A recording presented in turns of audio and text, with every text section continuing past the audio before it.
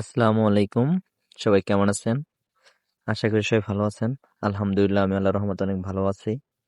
আজকে আপনাদের সাথে শেয়ার করব আমার খামারের যে কাজগুলা করি প্রায়ই, সেই কাজের সাথে কিছু অভিজ্ঞতা জড়িয়ে আছে। আসলে অনেকেই অনেকভাবে এই খড়গুলা কাটে, কিন্তু আমাদের এখানে অনেকেই মেশিন ব্যবহার করে। আসলে মেশিন ব্যবহার করার প্রয়োজন হয় না, আচ্ছা ছোট খামারি বা প্রান্তিক খামারিদের হাতেই যথেষ্ট। আর হ্যাঁ, অনেকেই হয়তো ভাবেন খামারের কাজ মানে শুধু পরিশ্রম, কিন্তু দিন শেষে যখন এই অবুঝ প্রাণীদের মায়াবী চোখের দিকে তাকাই, সব ক্লান্তি এক নিমিষে মুছে যায়। ভোরের আলো যখন বাছুরগুলো লাফালাফি করে, কিংবা যখন তারা পরম নিশ্চিন্তে খাবার খায়, সেই দৃশ্যটা দেখার মাঝে যে পরিমাণের তৃপ্তি, তা কেবল একজন খামারই বুঝেন।